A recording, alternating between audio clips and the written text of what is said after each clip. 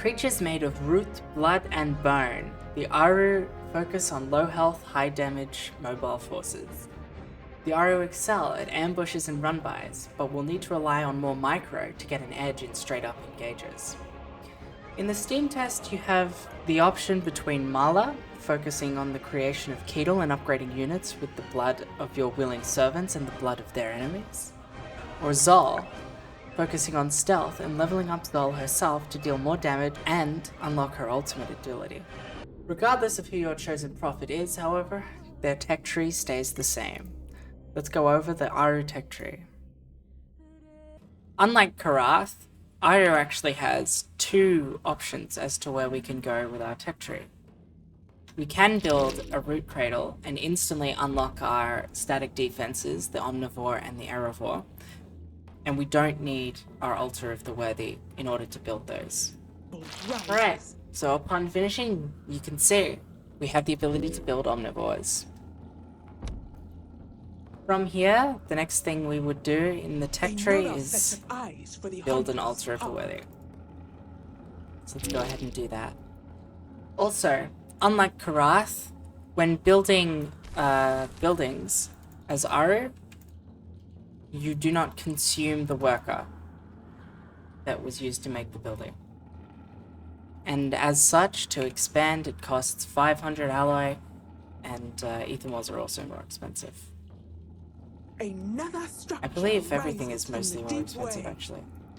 Another temple rises.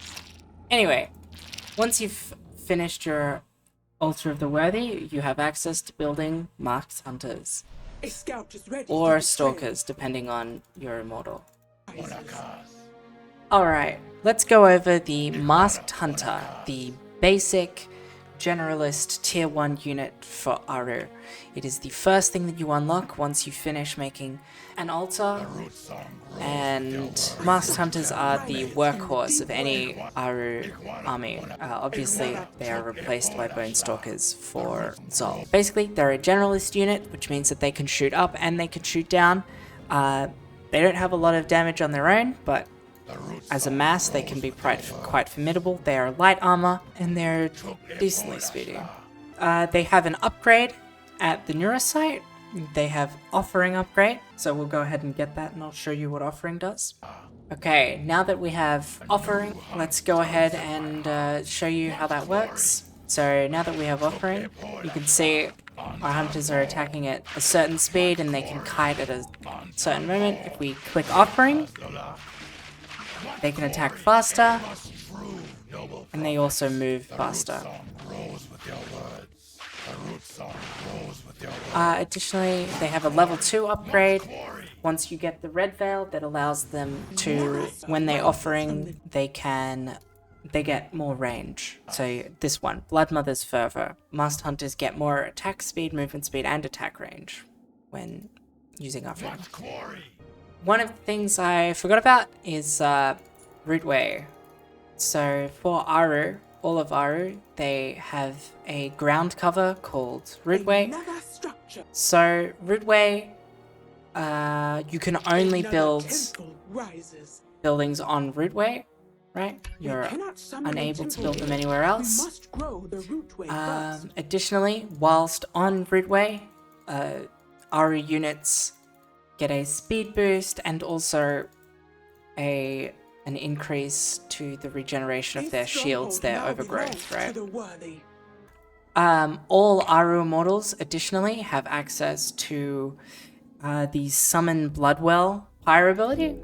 So a Bloodwell is going to be able to extend the Rootway, and for all the immortals that have the normal Bloodwell, it also acts as a healing and mana regen building. So it's got a blood value here. It will use this to heal and recharge spellcasters' mana for Aru. A reason that that's not quite correct is because Aru spellcasters don't actually use mana per se. They use blood, right? And they have a cool feature where if you try and cast a spell but you don't have enough blood in your reserves to be able to cast it, you can actually use a portion of your health. So We it's cannot like do this. it's like making an offering of your own blood to the Blood Mother in order to get her blessings. Another structure Okay. rises from the deep way. When your neurosight finishes, you will be able to research Offering, which is an upgrade for Masked Hunters, which allows them to spend some health for them to Another temple get more attack rises. speed and movement speed. You will also unlock the Another Zakal. stop the deep way. The Zakal is a anti-heavy, medium armor, low range skirmisher type unit. Okay, let's go over the Zakal. So the Zakal are a beefier than hunter unit with medium armor. They do a lot of damage versus heavy armor, so they are considered anti-armor. And they are faster than hunters actually, so they're pretty speedy. Zakal are really scary because if you get, it doesn't take too many of them to run in and have enough that you can kill a base in maybe like 30 Another seconds. temple rises. Another from the So they can deep be way. really scary for doing run-bys that can do lasting damage. At the neurosite, they have a damage upgrade, which just makes them do more damage. I'm not sure exactly what the numbers are, but that's what they do. So they're not so good at hitting light armored targets, but versus heavy armored targets, they do a lot better, right? So it's a good idea if you are planning on fighting units that you would pair the Zakal with something like Hunters or Icor. You wouldn't only go with Zakal, unless you were doing a run-by specifically designed to kill buildings. When the Murder Hollow finishes, you won't have access to any of these upgrades. It's a grayed out, but you will be able to build Icor. Icor are anti-light, high mobility ground units that have an AoE attack, small AoE attack. Alright, now let's go over Icor. We went over Zakal and we killed the Guardian here, or whatever it's The called, rites are complete. the bigger dude. So now let's kill these sentries with our Icor. So these guys are light armor, Icor are anti-light, and you can see that they have a little AoE, right? Their attacks do a little AoE in a line, The ancient's wellspring and they is do depleted. extra damage to light, basically. They are very fast, right? Very fast, and they can be even faster if you want them to be at the Murder Hollow. That's a red veil. At the Murder Hollow, provided you have a God Heart, you are able to get Pursuit Ligaments that will increase Icor movement speed. At that point, they really are impossible to catch, and they are very scary for doing run-bys. They can kill an entire worker line before you can even click back to your base to see what's happening.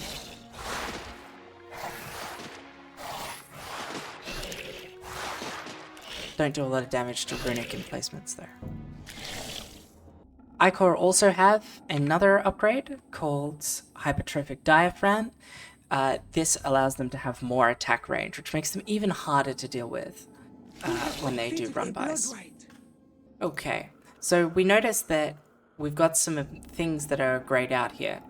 To unlock these upgrades and in turn Such a unlock thing the cannot be Amberworm attempted. and the Bone Canopy, which are our next tier 2 and tier 3 production structures respectively, we have to upgrade one of our strongholds, one of our Grove Hearts, to God Heart, right?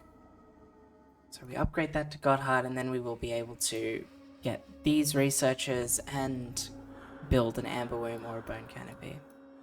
If we wanted to be more specific about the Another temple upgrades that we rises. have in each of our tech structures here, there's a Zakal upgrade at the neurosite, and there is also 2 advanced upgrades for units from the Amberworm that we don't have yet. So here you go, you can see that now that our God Heart is finished, we have access to the etheric fibers for Zakal, and we also have access to pursuit ligaments for Icor. You can also see both of these in the tech tab.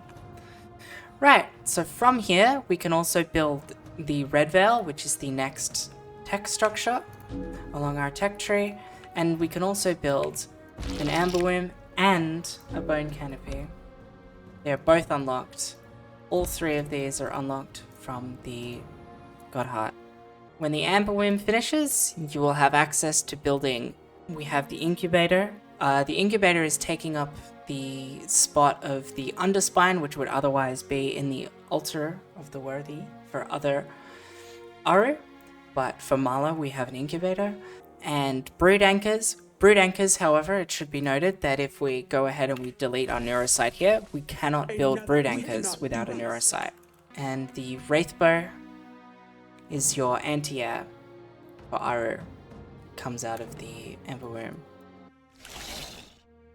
Let's take a look at the Underspine. So the Underspine are the normal supportive unit for Aru, the default non-Vanguard unit. They come from the Altar of the Worthy. They cost Ether. They require a Neurosite to build.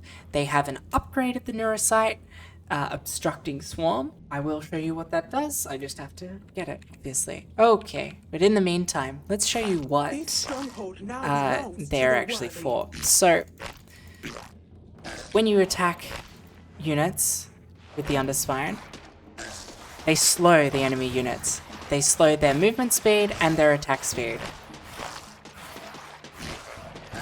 I'm gonna lose that Icor. Just kidding.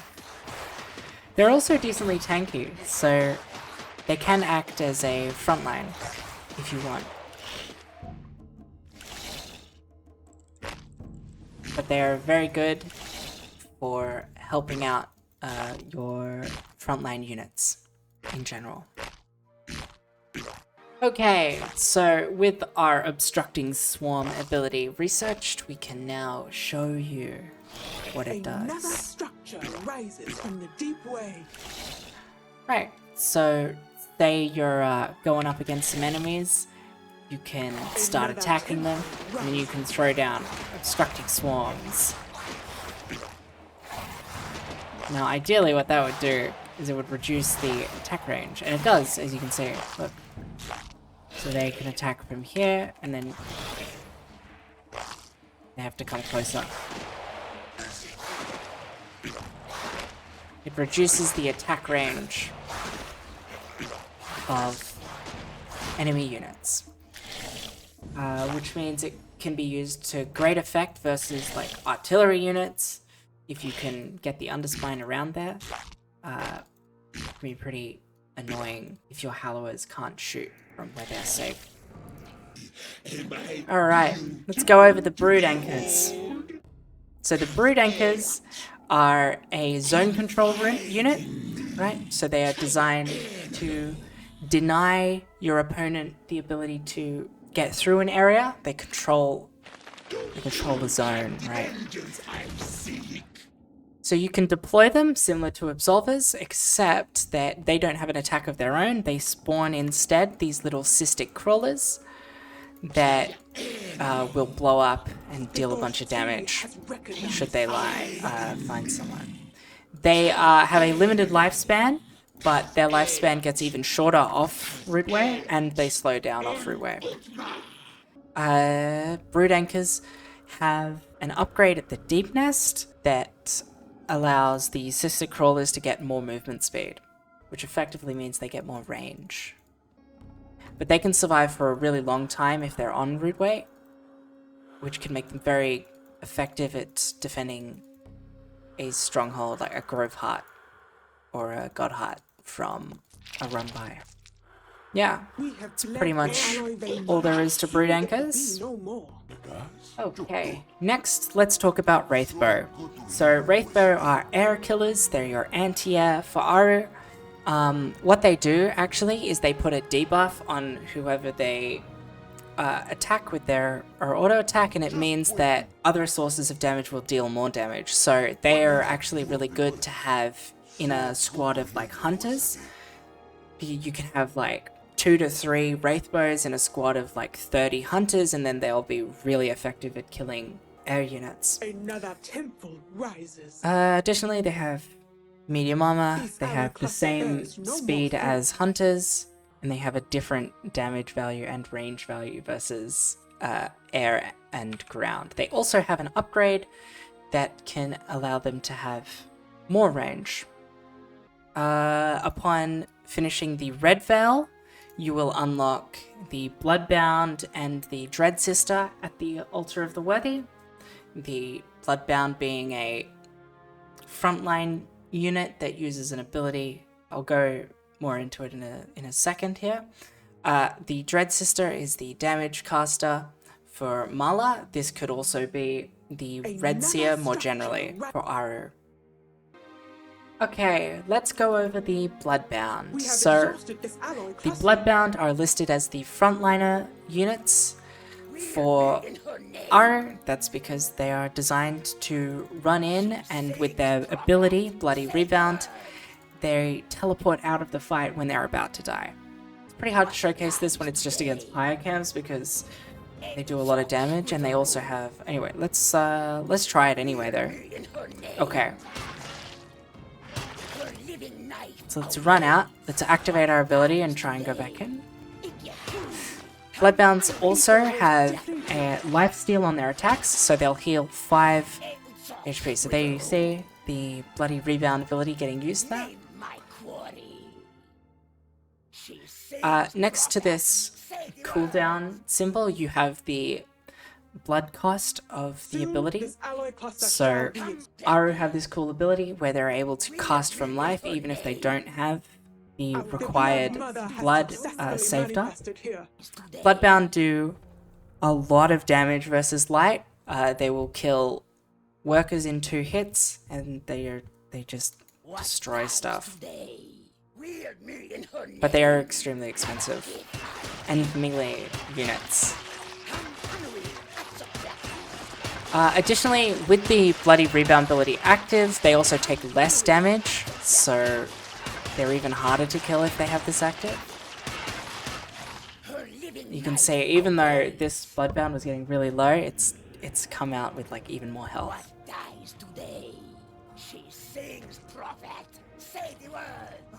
The Bone Canopy. Now the Bone Canopy has Arox, it has Thrum, and it has Behemoth. So, the Arox is your air-to-air anti-air. They self-destruct and do a little AoE when they die. They're very useful for dealing with swarms of low HP units, air units. They also have an ability that allows them to manually dive bomb onto the ground. So we have Thrum as well. Thrum are another flying skirmisher unit, except these are actually air-to-air and air-to-ground. They're fragile and agile as listed here. Low HP, but very high speed. They're very good for harassing worker lines, but they are very vulnerable. And the Behemoth is the capital unit? I don't know. The Behemoth is one of your late-game units as Aru. They spawn Keedle and they don't have an attack of their own. We'll go over that in a second. Alright, next up we have Arox. So Arox, very low health, very, very fast, 610 flying speed. They do tons of damage, but that's because when they deal their damage, they die. They're primarily used against air, which we can't test against right now, but they have an ability, Dive Bomb, which allows them to do exactly as listed, and they can deal a bunch of damage in an area, so that's kind of funny. We're going to use these iCore to go show you what happened. Bam, look at that. All of these guys, they just instantly exploded. Because I did like 800 damage. Arox. They don't have any upgrades. Next up, we have the Thrum. So the Thrum are an incredibly maneuverable, they're a decently fast flying unit. They have the ability to shoot the air and the ground, which makes them kind of versatile. They're decently squishy for how much they cost, They don't do a lot of damage, really at all. They mostly gain a lot of their power by, they have a passive ability where if they kill a unit, they get a stim, right? So they can now attack faster. I don't know if they deal more damage. They might deal more damage. They have higher DPS anyway. Thrum are really scary because of how maneuverable they are. Very difficult to deal with if you don't have anti-air, especially if you don't have air-to-air anti-air. Even like Wraithbows and Castigators might not be able to deal with them. They're very good at killing workers because of how small and maneuverable they are. Yeah, the Thrum. A very good skirmisher Harrier unit. They don't have any upgrades. Okay, next I want to go over the Behemoth. So, the Behemoth don't have an attack of their own. Instead, they spawn a bunch of Keetle, which are little dudes that have a limited lifespan and they can deal a bunch of damage. We just throw them down like this. Look at them go. They can be really effective at sieging positions of static defense. They can be really effective at quickly destroying bases if you can ensure that they don't just get sniped instantly. Behemoth are a pretty cool unit to get later on in the game when you need to start killing things, and they also, Keetle, act as a really good buffer and frontline, pseudo frontline for your other units. And when you start to get a lot of Behemoth, you can start to really fill up the battlefield with Keetle, and it can get really funny. They have an upgrade at the Deep Nest that allows them to recoup their Keetle faster.